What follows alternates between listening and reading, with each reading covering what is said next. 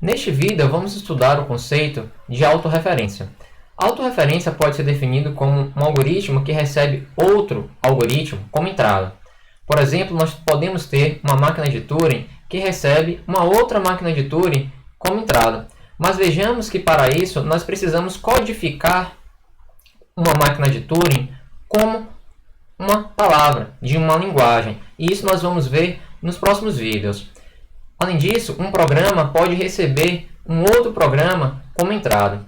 A partir disso, vai surgir o conceito de máquina de Turing universal, que é uma máquina de Turing, ou programa, que simula uma máquina de Turing, programa qualquer, suprida como argumento.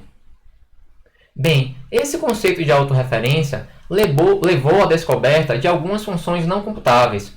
Por exemplo, não existe uma máquina de Turing que determina se uma máquina de Turing arbitrária para ou não para uma certa entrada.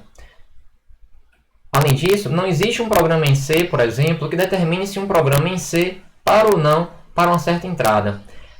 Vários outros problemas que envolvem o processamento de máquinas de Turing por meio de máquinas de Turing são insolúveis, como nós vamos ver ao longo dos próximos vídeos. Mas antes, vou tentar apresentar um exemplo de tudo que nós falamos aqui.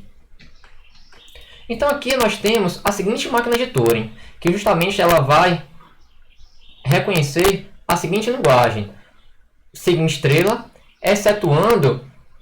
excluindo palavras que comecem com AB. Então nós vimos essa máquina de Turing e o seu comportamento justamente quando a palavra começa com AB. Então, no estado inicial, que eu vou chamar de 1, aqui é o estado 2, então, no estado 1, lendo A, escrevemos A, vamos para a direita.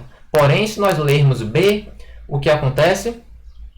Nós lemos B, escrevemos B e voltamos para a esquerda. Ou seja, o cabeçote tinha A, ele passou para B, do estado 2 para 1, ele voltou para A. Então, ele vai poder fazer essa transição de novo. Lê A, escreve A, vai para B. Aí ele lê B, escreve B, vai e volta para A. E assim ele vai ficar ciclando. Mas veja que em qualquer palavra que não comece com AB, a máquina de Turing para.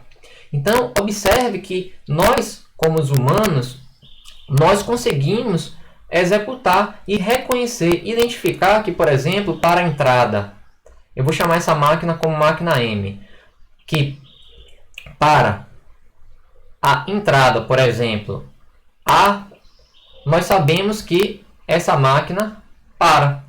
Agora, por exemplo, para a entrada AB, nós sabemos que processar a máquina de Turing M com a entrada AB, ela vai entrar em loop. Então, mais um outro exemplo. BB, nós sabemos que para, mas para ABCD, nós sabemos que vai entrar em loop. Então, podemos nos perguntar, é possível construir uma máquina de Turing, em outras palavras, um algoritmo para resolver esse problema? Então veja que nós sabemos que a máquina de Turing ela vai receber uma string. Então o primeiro passo é encontrar uma forma de codificar uma máquina de Turing M, por exemplo, dessa forma, em uma codificação, que nós vamos representar por esses símbolos de menor e maior. E, além disso, nós temos que construir uma máquina de Turing que ela vai receber uma outra máquina de Turing como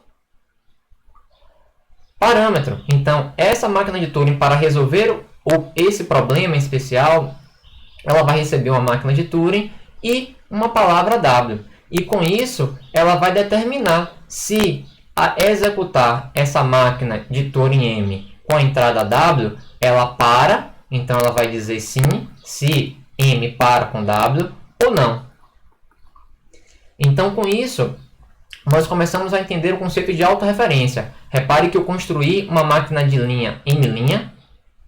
Construí não, estou exercitando a ideia da construção de uma máquina M', que vai receber uma outra máquina de Turing M e uma palavra. Mas veja que essa máquina de Turing M', ela deve ser genérica. Ela deve funcionar não apenas para essa máquina que nós construímos, mas para qualquer máquina de Turing e qualquer palavra W.